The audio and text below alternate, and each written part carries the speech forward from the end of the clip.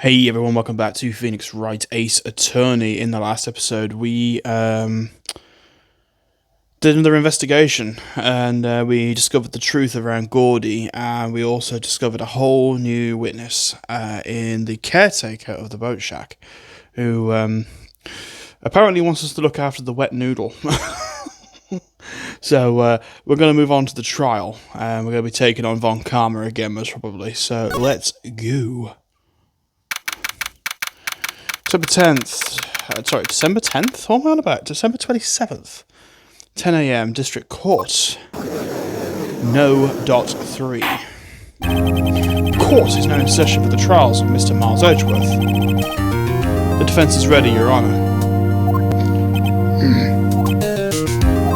Very well. Apparently the prosecution is also ready. Who is the judge here anyway? Mr. Von Karma, your opening statement. Very well, no opening statements, so... Objection. Not so fast, Judge. I was taking a meaningful pause before speaking. Right, of course. A prediction. Today's trial will end 3 minutes from now.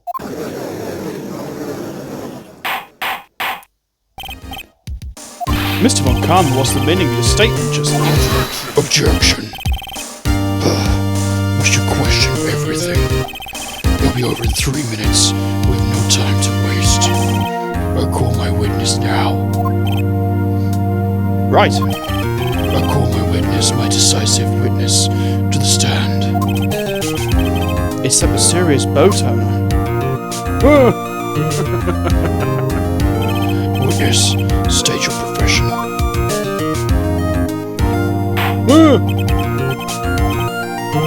I'm the proprietor of the restaurant, Red Noodle and Cornflake.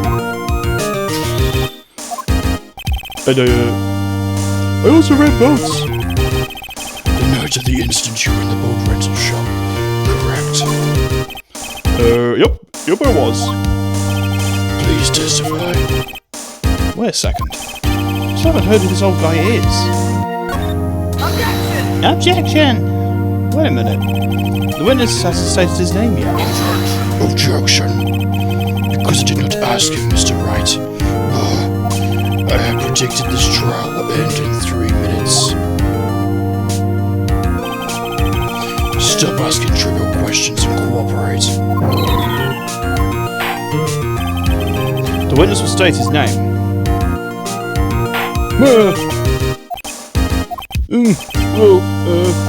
I'm not really sure. Yep. What do you mean? My, memory. Your Honor, the witness does not remember anything beyond the last several years. Ergo, he cannot recall his own name. Can't recall his own name, you say? Yes, but the incident took place 3 days ago. He can testify. Very well. Let's hear his testimony then, shall we?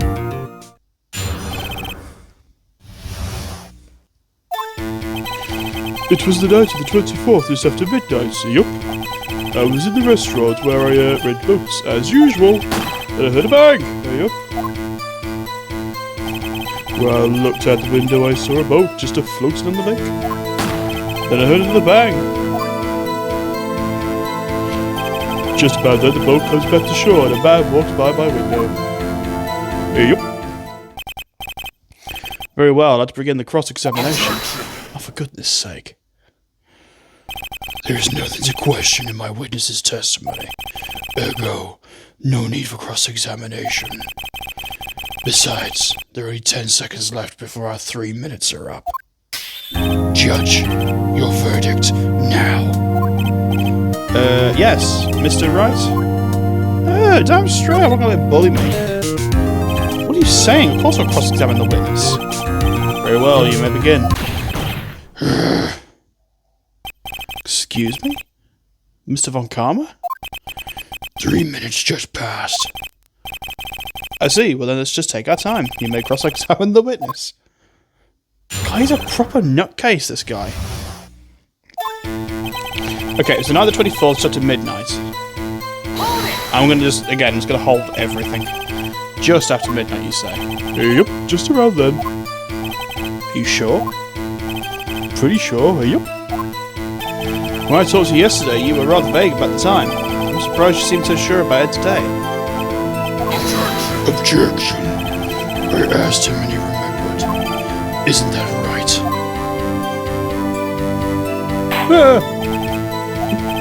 Don't glare at me like that.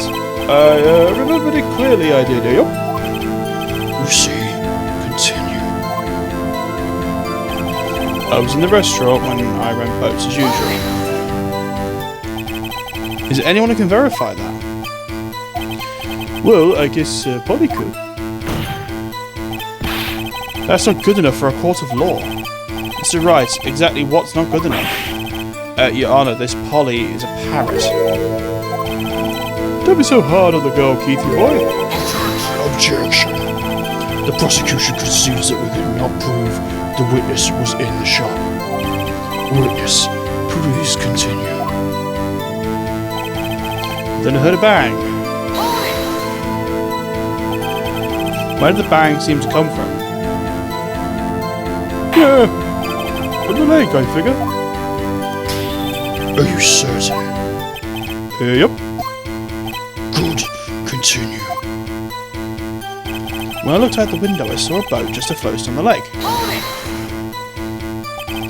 Was there someone in the boat? It was. Oh, he's not on camera, is he? It was pretty far out there, I couldn't see clearly. But I figured there were two men out there, yup. You couldn't see them clearly? Yup. At the time, that is. At the time? Then I heard another bang. So there's 2 gunshots total. Yup. That's what Lola said yesterday. Just about that control, man walked past my window. By your window. Yup. By my window. Right outside the window of my little shack. And could you see the man's face, pointing? The fog was pretty darn thick, but he was right there in front of me. I saw him. It's a rather important detail. Please add it to the testimony.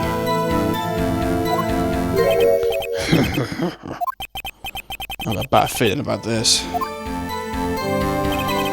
That man was a defendant. He was saying, I can't believe he's dead. If I know Von Karma, he spent time preparing his witness. I'm not going to find contradictions easily. Okay, I'm going to go right to the last one because I didn't cross-examine that one.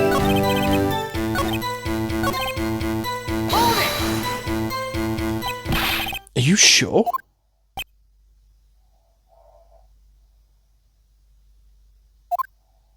Uh-oh. Dad! Dead certain, Keith. He said I can't believe he's dead, as he was walking by too.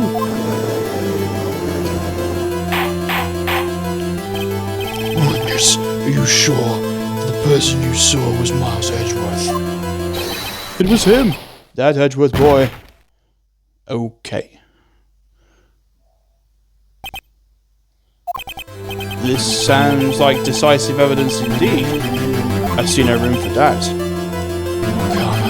He lured me to cross-examine him so he could set me up for a fall. Nick! I don't like the way things are going here. Everyone in the courtroom is glaring at us. They're act quick or this trial's going to be over. Your Honour, we proved in yesterday's court that it could not have been Edgeworth who fired that gun. Objection. Mr. Wright, are you referring to the fingerprints from Edgeworth's right hand found on the gun, and the photograph showing a man firing with his left? Exactly. That is easily explainable. He could have wiped his prints after he fired. You're ignoring the truth of the matter here. Everything in this witness's testimony is true. Just lost in thought. Your Honour, the witness claims that Edgeworth said, I can't believe he's dead, but his word is all we have. If he were telling a lie... Objection. Mr. Wright, in a court of law the evidence tells all. Apparently, you have yet to realize even this basic fact. If you say his testimony is a lie, show us proof. Ugh. Nick, you have evidence? It's no good. There's nothing I can do. Are you sure? To be honest, I don't know what to do. Please. Can you hear me, sis? We need your help. Nick needs you. 3 minutes was perhaps too high of an expectation. However, 15 minutes isn't bad. This must be a new record. Enough. The witness may leave the stand. This court sees no reason to further prolong the trial, nor is there any need for more time to decide the case. This case is extremely clear. I see no room for misinterpretation. No.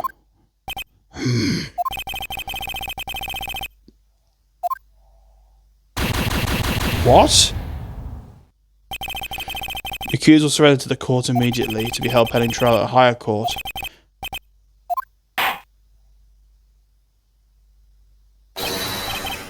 Oh.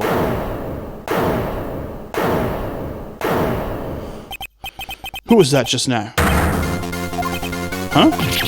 Ah! Oh, God. Larry? What are you doing here? Listen, you gotta listen to me. I was there at the pub the night of the murder. I wasn't sure about it till just yesterday. But today I remembered it. Remembered what? The gunshot. I heard it too.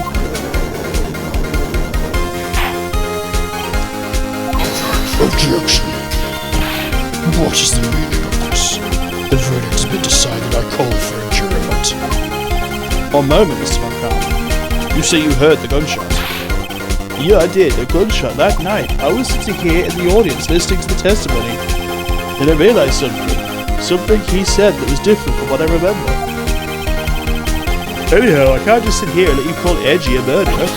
It's not right. I'll testify. Let me testify. Oh, God.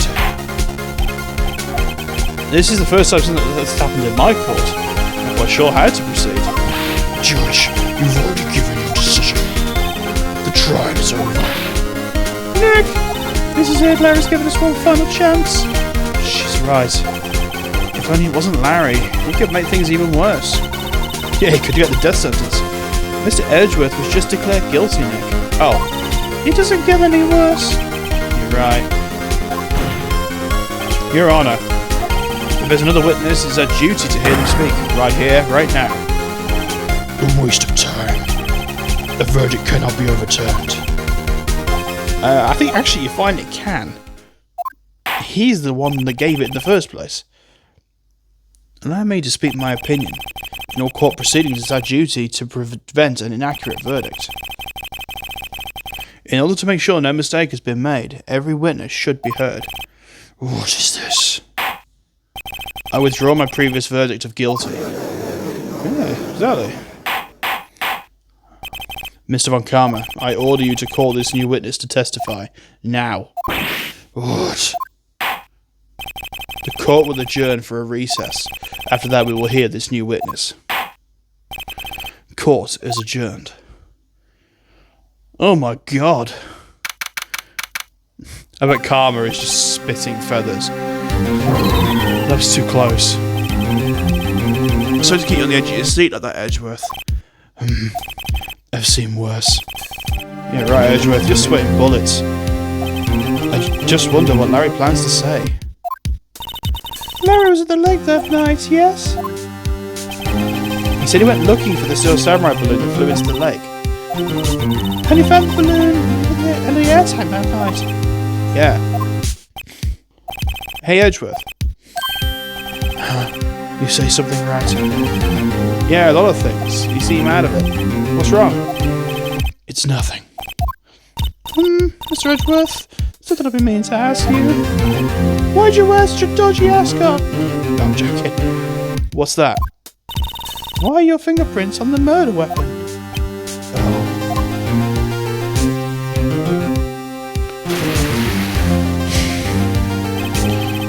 When he fell into the lake, I went into a daze. I couldn't understand what had happened. I couldn't think straight. I saw the pistol lying on the floor of the boat in front of me. I picked it up without thinking. Didn't have a reason, really. I see. Right. Yeah? This might be our chance. Our chance? When Karma has only ever run perfect trials. Perfect trials? Perfectly prepared witness. Perfectly complete evidence. That's the secret to his success. This is the first time he's ever had to deal with something unexpected. He's let someone he hasn't even talked to testify. And that someone is Larry. What are you getting at? It's likely his testimony will be full of holes, right? That's right, Nick. No 10-minute trial this time. We'll milk this one for all it's worth. Hey, it was 15 minutes. Right, before we get going, I need a drink of Coca-Cola. Bear with me 1 second while I grab a drink, because my throat is aching.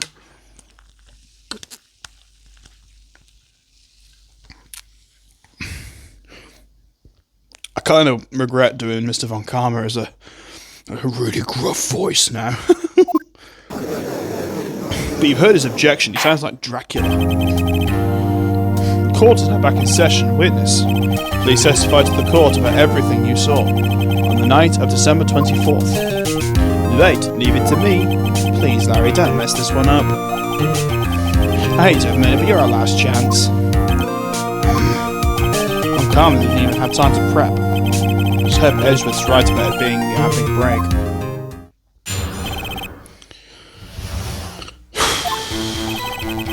That night, I was out on the boat on the lake. I was looking for something, and I found it. So I quietly slipped the boat back to the rental shop dock. And just as I was thinking about going home, I heard this bang. I looked out over the lake. I didn't notice the boat. So after I heard that single gunshot, I went home. That was unusually vague testimony even for this court. In any matter, Mr. Wright may begin your cross-examination. Yes, Your Honour. What's wrong, Nick? It's Larry. I have no idea what he's going to say if I press him. I'm a little scared. Oh, we've come this far. There's no way to go forward, Nick. Hey, Nick! That night, I was out on the boat on the lake. I'm gonna press everything, just because. Something wrong, Mr. Wright? There were so many things wrong, I don't even know where to begin. First of all, what time was it? Oh, it was after 11 when I went out on the boat, by the time everyone had gone home for the night. So I waited till the coast was clear, so to speak. Why were you out on the boat at such a late hour?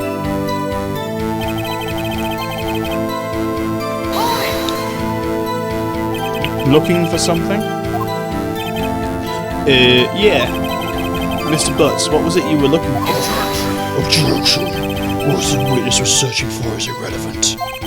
Most likely he was hunting for this Gordy.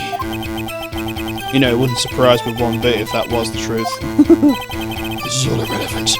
Let's get it over with. So I quietly slipped to the back of the boat, slipped the boat back into the rental shop. Around what time was that? Well, let's see. I figure I was out searching for about an hour. I guess it was around 12. You're not sure?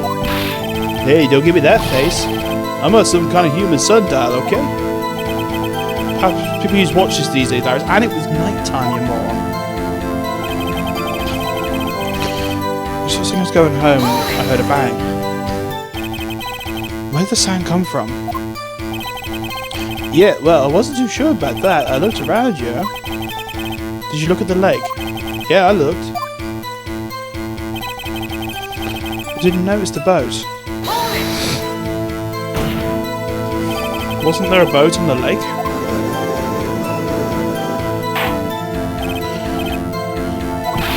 Well, Mr. Butts? Whoa. Everybody just calmed down, okay? I mean, it was real foggy. I'm not sure whether there was a boat out there or not. Okay, no problem. That's just the most important part of the case.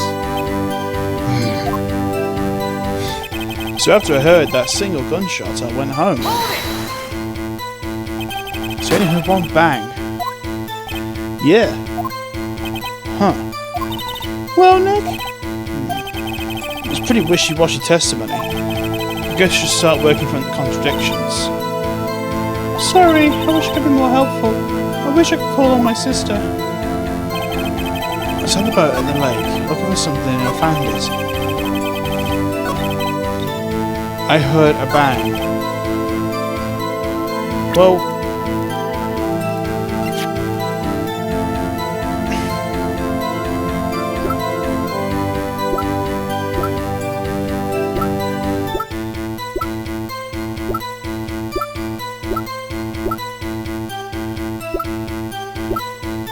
I'm sure there was a photo. There we go. Taken what I did on the 25th of the 12th at 12:15.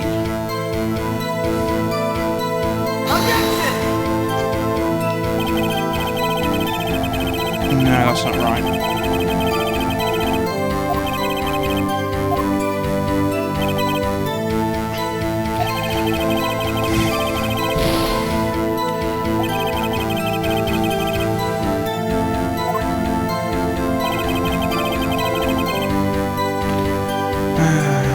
The boat. After the single gunshot, I went home. See, why would he have gone home if he heard a gunshot? That doesn't make any sense. What else?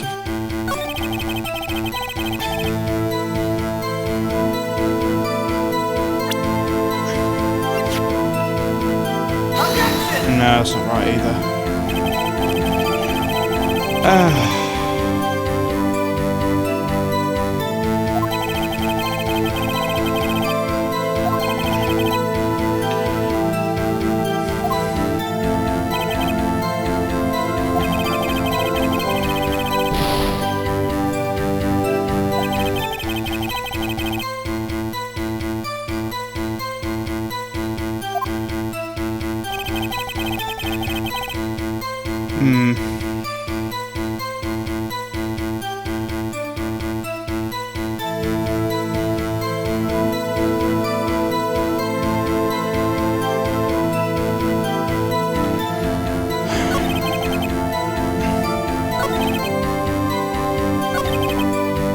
Single gunshot.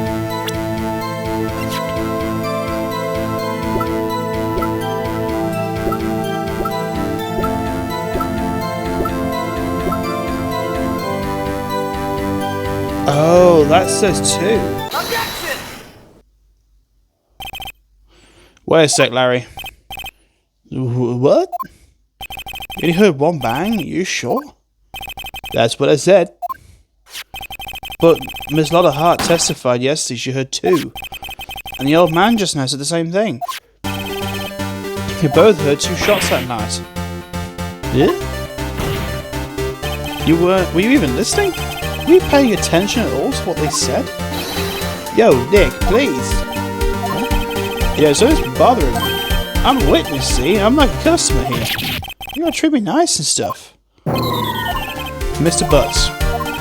You only heard one gunshot, are you sure? Well, to tell you the truth, I'm not sure. Not sure? How could you not be sure? I might have missed the other gunshot. I was listening to something else. Something else? My radio, dude. Over the headphones. God. Larry, you're a moron. Stop that booing. Mr. Butts. Oh, one sec, sorry.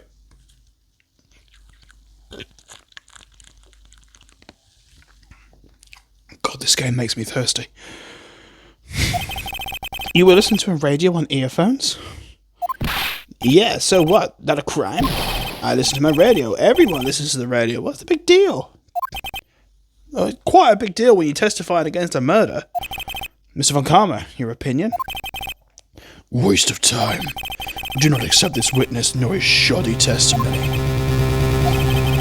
Mr. Wright, should he continue the testimony? No, continue.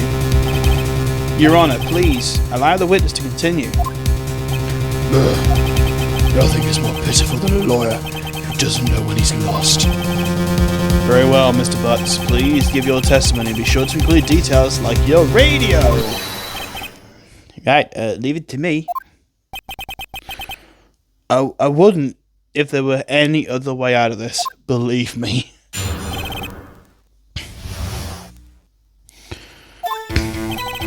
It's lonely being alone on Christmas Eve. That's why I was listening to an old request show on the radio, see? I was listening to it like real booming loud, like... But I'm sure I heard that gunshot. I remember exactly what the DJ was saying when I heard it, too. Oh. At high volume. Yeah, what's the big problem? Can a man listen to his radio in peace? It's a free country. I truly believe Larry has no idea what the issue is. Judge, can you believe a word this witness says? What he heard was probably nothing more than a drum beat from the radio. I'm surprised Karma knows what a radio is. True enough, it is difficult to believe. Objection! Objection! Wait, Your Honor. The witness said he remembers exactly what the DJ said. Excuse me? DJ? An announcer, the guy who says things on the radio. Anyway, what this means is, when he heard the sound, no music was playing. The DJ only talks between the songs. They could have heard the gunshot from the lake. I'd like to cross-examine the witness, Your Honor. Very well, Mr. Wright.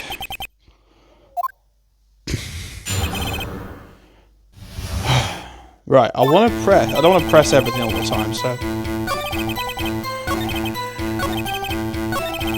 That one. What did he say? Objection. Mr. Wright, please cease these pointless questions. What possible good could knowing what a radio DJ said to us? Indeed, Mr. Von Karma has a point. But I'll add the question only if you see some reason why we should care. Yeah, we should care. I think I know why as well. We should care, Your Honor. Of course we should. Why? Well, how else should you know if we don't ask? Fine, very well. Mr. Butts, please testify. What was the radio announcer saying when you heard the gunshot? Hey, it's almost Christmas. That's humongous. Heard two shots, like gunshots, just after midnight. Objection! Larry, are you absolutely sure what you're saying is correct? Huh? What's with the face? You look scary, dude. Hey, if you're trying to scare me, you know I don't scare that easy. Is something the matter, Mr. Wright? Your Honor, did you hear what the witness just said? The DJ said, hey, it's almost Christmas, when he heard the gunshot. Almost Christmas means it wasn't Christmas. Do you realise what this means? When he heard the gunshot, it was still Christmas Eve. That would be the case, yes. But that contradicts two testimonies we've heard so far. Both Miss Hart and the old man said it was after midnight. In other words, when they heard the gunshots, it was already Christmas. This is a clear contradiction.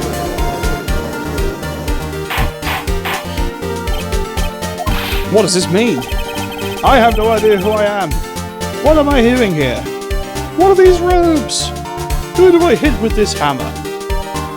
There are two gunshots after midnight. However, the witness says he heard a gunshot before midnight. Judge, the answer is simple. My ascot is far too tight. The current witness is plainly mistaken. Just look at him. Suspicious. What? Mr. Wright, what do you think about Mr. Butts' claim he heard the gunshot before midnight? Oh, interesting. Because if he's right, he must be right, because there's no other... It can't be wrong, because he heard it on the DJ, so... He had the DJ, sorry. Larry's not mistaken. He heard that gunshot before midnight. Intriguing. I'm assuming you have evidence for this wild claim. Show me evidence there was a gunshot before midnight. Ooh.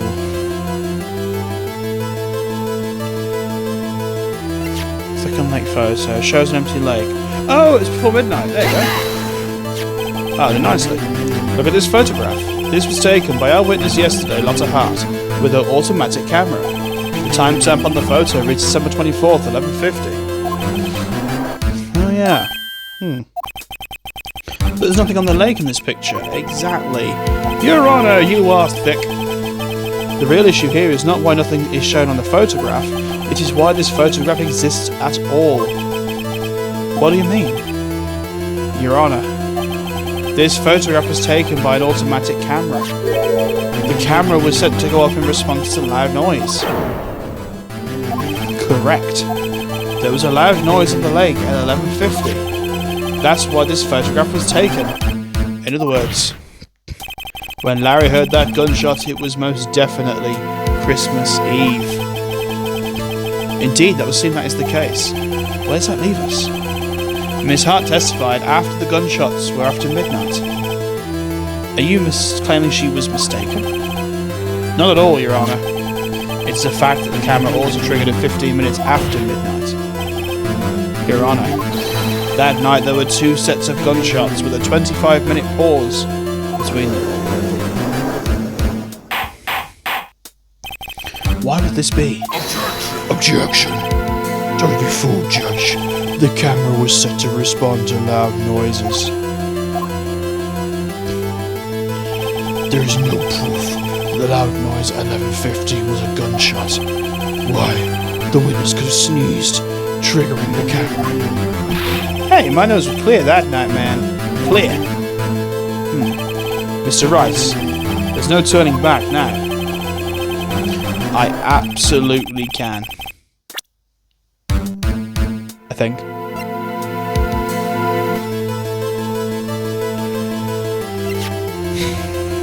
Fired 3 times. The murder weapon? Something about that pistol was bothering me, Your Honor. Both the witnesses who testified yesterday heard 2 gunshots. However, the murder weapon was fired 3 times. When, then, was the last shot fired? Only now have I realised the truth. That 3rd shot was the shot Larry heard just before midnight. Absolutely right. That makes sense of the evidence we've seen so far. However, this leaves me wondering exactly what did happen that night on the lake. Exactly. If this is true, there were 2 sets of gunshots, separated by 25 minutes. One at 11:50, another 15 minutes after midnight. Why, I ask you? Why? I think of something quick. Wait a sec. Gunshot separated by 25 minutes? Ah! What's wrong, Nick? I have it. Huh? The case with the Steel Samurai? Of course I remember. The murderer in that case had the same idea as the murderer in that case. What do you mean? If we don't figure this out now, we'll never be able to overturn Edgeworth's guilty verdict. I've got a hunch and I'm going to run with it. Right, I mean, is this safe? Safe? We've already gotten a guilty verdict, we've got nothing to lose. You just watch and let me know if there's anything that sounds fishy. Right, Nick? Tuna! Sorry. Testimony just now has cleared up this entire case. Bold. What do you mean? So you finally realised the truth. There could be no other murderer here than Miles Edgeworth himself. Wrong, Von Karma. A man was shot that night, but it wasn't Edgeworth who did the shooting. Listen, rookie. Take a deep breath. Consider the facts. At the time of the murder, 1 boat was on that lake. This was shown by the witness's photograph. The defendant, Edgeworth, and the victim, Robert Hammond, were on that boat.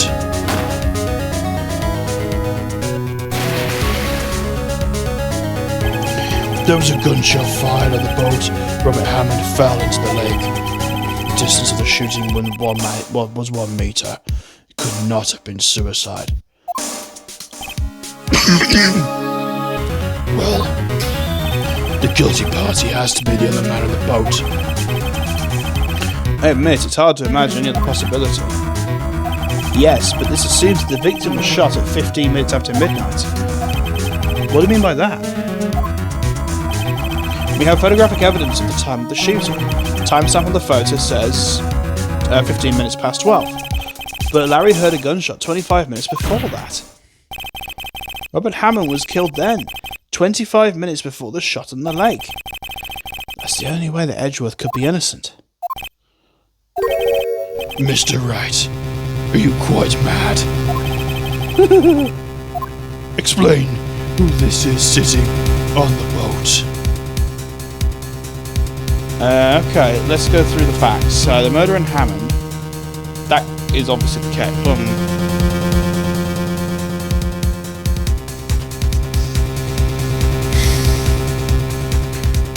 Edgeworth and the murderer, Edgeworth and Hammond. If it's Edgeworth and Hammond, that means Edgeworth's guilty. The murderer and Hammond, that means we don't know who the murderer is. Edgeworth and the murderer, that is feasible because the Edgeworth would be on the boat, which is right because he picked him up with the boat. And the murderer. Oh! What if someone was standing in for Hammond? Got it. Edgeworth and the murderer. Of course it was Edgeworth and the murderer. After the murderer killed Robert Hammond at 11:50, he assumed that guys have robbed Mr. Hammond and Edgeworth. Oh, yes. What? You serious? Yes, Edgeworth won't tell us why he went to the lake that night. However, I have a hunch. That night, Robert Hammond called Edgeworth to the lake. Now, Edgeworth doesn't know Robert Hammond's face that well. Yeah, the last time I saw him was a child. That's why he didn't suspect anything when the murderer took Hammond's place. I'm not sure what to make of all this. Ludicrous. Mr. Wright, tell us the name of the murderer. The murderer's name? It's... I don't know. I don't know the murderer's name. You don't know? Ugh, again, you waste my time. I don't know because he never told us. The man on the boat. The man in the boat shop, sorry. The murderer is the caretaker of the boat shop, the old man. At 11:50, he was the one who killed Robert Hammond. The caretaker of the boat shop? Where did he do this? Why would he have to go all the way on the lake just to shoot someone? May I suggest the real scene of this crime was not actually in a boat? What? Where did the murder take place?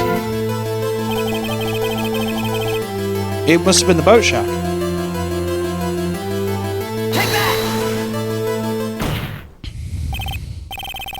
Here, of course, the boat shop where he lives.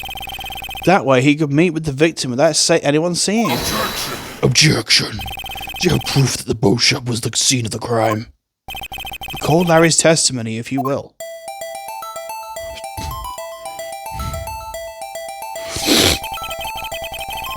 That night he was out on the lake on the boat searching for something. Finds it and returns the boat. Just as he's trying to head home, he hears a gunshot.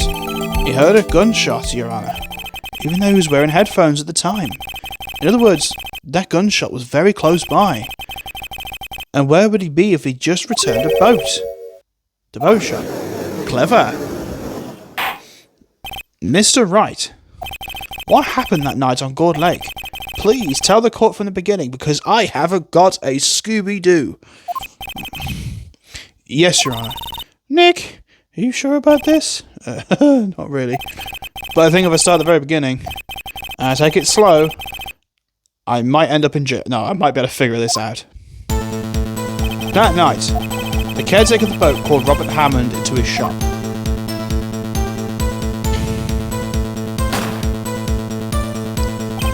This was around 11:50. That was when the gunshot that Larry heard was fired. After that, the caretaker put on Robert Hammond's coat. He became Robert Hammond. because apparently a coat is a complete identity. Then he got in the boat with Edgeworth and went out into the middle of the lake. Then who fired the pistol on the boat, Mr. Wright? The boat shop caretaker, yeah, definitely. I think he missed. Yeah, he missed on purpose. Of course, it was the murderer who shot the pistol. He shot twice, both missed Edgeworth on purpose. Wait a minute. Yes? Why would he shoot twice if he didn't mean to hit anyone? Details. Know this, Mr. Wright. The moment you run out of explanations is the moment you lose. Tell us why the murderer had to fire twice. To create a witness. I believe he shot twice to create a witness, Your Honor. Create a witness? The murderer lifts his pistol and fires one shot. That ensures anyone who heard the shot would look at the lake. Yeah, he shot twice and then dived into the lake. The murderer who waits a bit before he fires again. Then, he takes the dive. The murderer jumps from the boat himself, leaving the pistol in the boat behind him. Which then Edgeworth stupidly picks it up. I see. Someone looking from the edge of the lake, it would appear that one of the men on the boat had shot the other. The murderer didn't know about the automatic camera, of course. That's why he shot twice, to draw attention to the boat. Once you realise that, everything else falls into place. The boat shop caretaker swam back to the shop. He put Mr. Hammond's wet coat back on the body, threw the body into the lake. This is what happened. These are the events that transpired that night on Gourd Lake.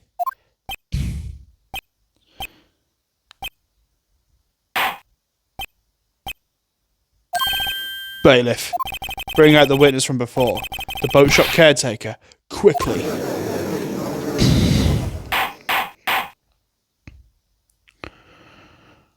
Whew. Very well, while we're waiting for the caretaker, I would like to ask the defendant, Miles Edgeworth, a few questions. Mr. Edgeworth, please take the stand. Mr. Edgeworth, you heard what the defence has said? Yes. Well, why did you go to the lake? What Wright has said is mostly correct. Astonishingly so, actually. Yes. Several days ago I received a letter. The letter was signed Robert Hammond. He asked me to come to the boat shop by the lake at midnight on Christmas Eve. He said he had something very important to discuss with me. Something important? I'm sorry. I can't say what it was. Your Honour, sir. Bailiff, we are conducting a trial. I ask you remain quiet. The witness has disappeared. He's not at the shop either? What? What should I do? Find him quickly. We can't allow him to get away.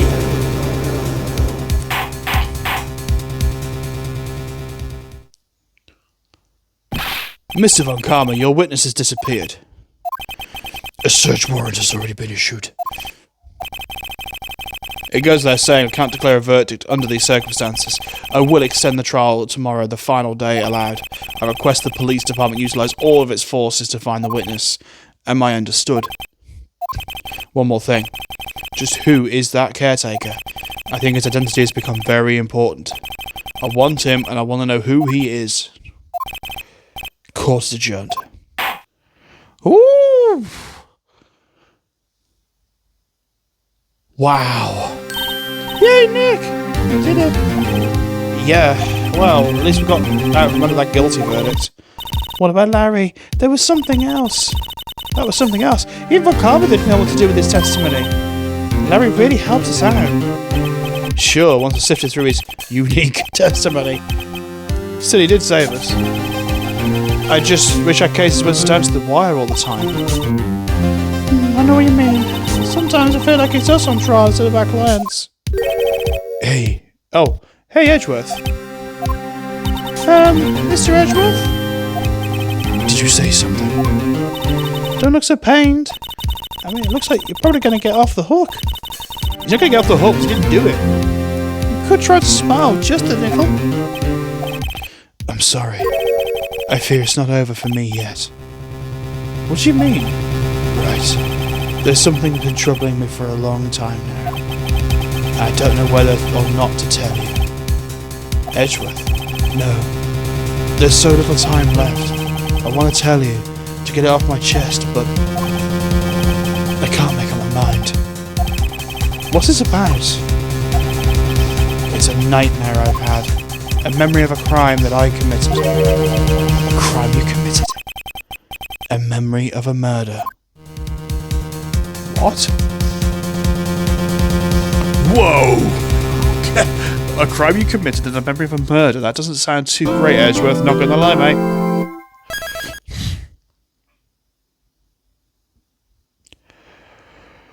Wow. Wow. There was a lot going on there. A hell of a lot. So I'm going to let you sift through that, and I'll be back for the next episode very shortly. It'll be next Saturday, and then the final episode, because I'm guessing that the next trial is going to be the final episode of this case, at least. Now, I want you to consider something. I know this game has one extra case that wasn't in the original. Would you like me to play it, yes or no? It wasn't in the original game, so I don't know anything about it. But if you want me to play it, it'll be an extra few episodes of Phoenix Wright, which means obviously it'll delay the next game I'm going to play.